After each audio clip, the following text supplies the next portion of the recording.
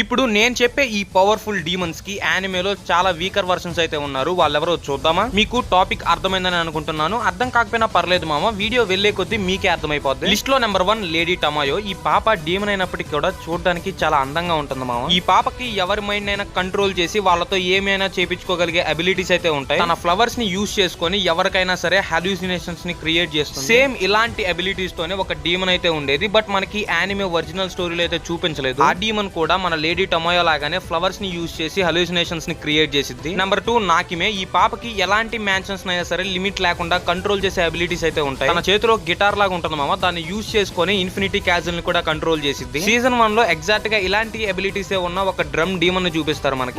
వాడి దగ్గర ఉన్న డ్రమ్స్ ని యూజ్ చేసి ఆ ఇంట్లో ఏ డైరెక్షన్ అయినా సరే చేంజ్ చేయగలుగుతాడు. మనోడు ప్యూర్ గా నాకిమేకి వీకర్ వర్షన్. నెంబర్ 3 అకాజా. మనందరికీ తెలుసు అకాజా బాడీ మీద కొన్ని టాటూస్ అయితే ఉంటాయి. అండ్ మనోడు హ్యాండ్ టు హ్యాండ్ కాంబాట్ లో కూడా మంచి ఎక్స్పర్ట్. మూగన్ ట్రైన్ ఆర్క్ లో సేమ్ మన అకాజా లాగే టాటూస్ అండ్ కాంబాట్ చేసే డీమన్ ని చూపిస్తారు. అదే మావ ఫస్ట్ లో మన రెన్గోకు చంపుతాడు కదా, ఆ డీమన్. మనోడు లిటరల్లీ అకాజాకి చాలా వీకర్ వర్షన్. అసలు వీడిని అకాజాతో కంపేర్ చేయడమే వేస్ట్ అసలు.